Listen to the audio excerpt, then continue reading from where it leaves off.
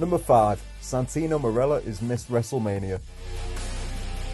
At WrestleMania 25, the WWE hosted the first ever Miss WrestleMania Battle Royal. However, things didn't exactly end as expected.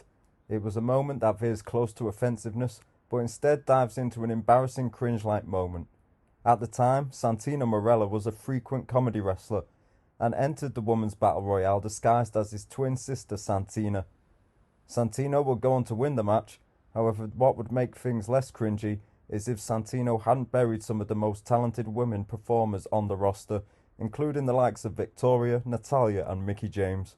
But as we all know, WWE isn't shy to cause controversy with its booking of talent, and the push of Santina over some of their hardest working women wrestlers was a low blow to all of their efforts.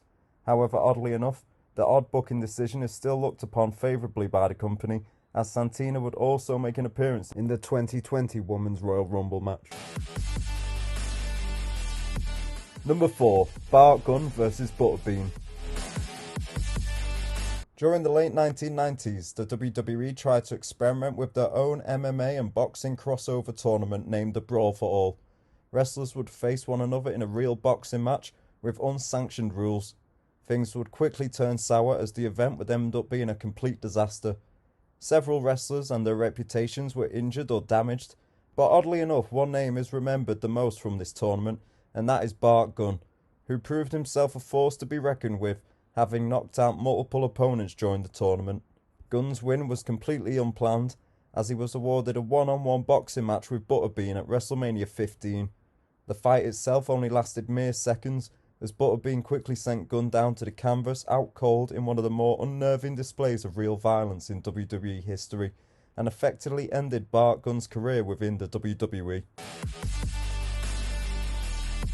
Number 3. Hulk Hogan ruins WrestleMania at Caesar's Palace. During the 1980s, WWE's priority was to have Hulk Hogan at the top of the card no matter what, but by 1993 Hulkamania was clearly on the decline. As a result, WWE overbooked themselves into one of the cheesiest and worst endings to any WrestleMania ever.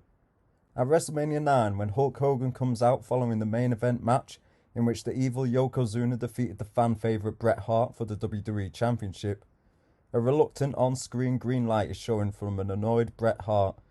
Hulk Hogan enters the ring and defeats Yokozuna for the championship to a confused and underwhelming response from those in attendance. In one false swoop, the WWE had shoved Hogan back down the fans' throats with his worn-out popularity and completely undermined its top hero and villain at the time in the form of Bret Hart and Yokozuna. What makes this even more cringeworthy is that Hogan would move on to WCW the year afterwards. Number 2. The rain delay. The first WWE live event since the COVID-19 pandemic outbreak, WrestleMania 37, took place in Raymond James Stadium to record-breaking levels of excitement. With thousands of fans in attendance, the show was ready to kick off with an explosive WWE Championship match between Bobby Lashley and Drew McIntyre. But Mother Nature had other ideas, as a thunderstorm came down on the crowd mere minutes before the show was set to begin.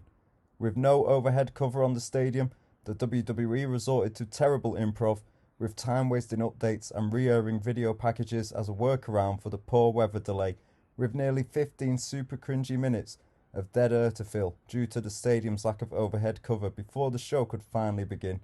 What might be even more cringy is that Samoa Joe, who was on commentary at the time, was seen on screen in a plastic rain sheet. Number 1. DX Band slaughters America the Beautiful. One of the more rare clips from WrestleMania history that has since been removed from WWE's released videos and library was the incredibly uncomfortable performance at WrestleMania 14 as the D-Generation X Band and lead singer Chris Warren presented a rendition of America the Beautiful with a new wave style. The audience immediately turned on the performers, nearly drowning out the music with a tidal wave of furious boos. WWE must have equally found the display disrespectful, erasing it from all digital releases of WrestleMania 14, leaving it to online bootleggers to preserve its memory. Thanks for watching. Don't forget to subscribe for more wrestling content.